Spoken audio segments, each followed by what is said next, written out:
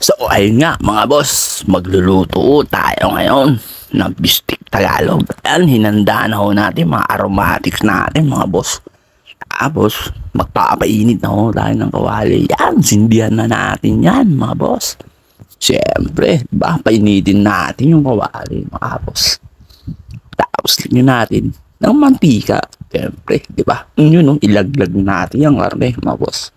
Bali 2 piraso lang po yan. Ang liempo. Pinili ko, boss. Siyempre, mga pang-ulam lang, mga boss. Trip po natin yan. Bistik Tagalog yan, mga boss. Medyo pa brown din lang po natin yan. Konti, mga boss. Para, siyempre, masarap ang bistik Tagalog natin, mga boss. Yan. Ano tayo ngayon? Medyo, tayong pagmalungkot kasi. Siyempre, parang ikaw pinalungkot mo ko. Yan no, hiniwa-hiwa po. Hiwa-hiwaan natin yan mga boss para at least maluto pati loob yan mga idol. Yan, taob natin mga boss. Para syempre, yung kabila naman mga boss, mamaya, yan o. Tutok natin, yan o, brown na mga boss o. Parang ikaw, brown na brown. Yan o, yan, hirap na hirap pa, tutok yung camera o. O, ayusin mo. Yan, ayos na. O, yan. Sige, tuloy natin yung pagluluto natin mga boss. Yan, yan.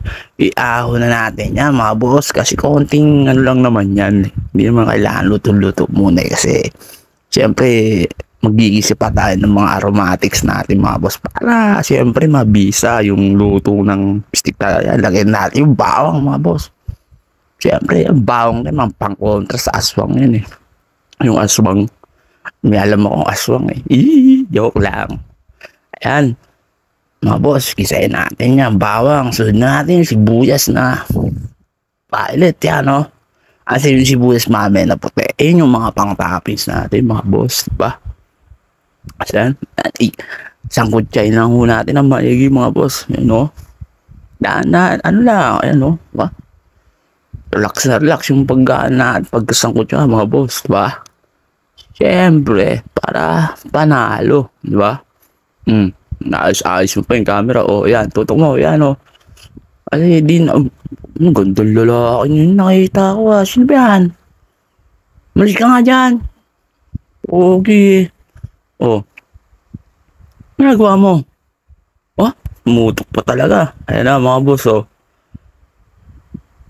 Yan. Bali yung pinagprituan, yan na rin natin ginisa mga boss. Ayan, lagyan na natin yung toyo mga boss. Yung pinagbabaran mo kanina. Tapos yan, paigay-igay lang ko natin konti yung sabaw na yan. Tapos yan, ilunod na ko natin yung baboy natin mga boss. Yan. Tapos, palaputin lang po natin yung sabaw mga boss.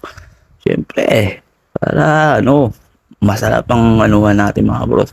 Tsaka, timplahan ho natin yan, yung mga pang-asim ho natin. Susunod na ho natin yung mga pang-asim natin. Kaya ang pang-asim po natin dyan eh, kalamansi. Diba, mga boss? Ayan. Ano-ano yun natin ng onte. Tiyatagilid-tagilid pa talaga. Ayusin mo. Para pan-champion yung pagluluto mo, mga boss. Hindi yung paano ka sasagutin yan kung hindi mo papakitang masarap magluto? Yan, nilagyan natin yung kalamansi natin mga boss. Yan. O, usin mo, yan. Tapos, yan, paigay-igay na lang natin ng konti yung mga sabaw natin mga boss. Yan, mautal-utal pa ako mga boss. Pasensya na kayo ha. Yan o. Yan na ako naiga na mga boss. Ang sarap. Yan. Sigurado. Boss, ang kalisang kalderong kanin mga boss. Mga boss. Mga boss, huwag nyo kakalimutan ha. Mag-like at mag-share sa aking Facebook po. John Dalugtug po mga boss.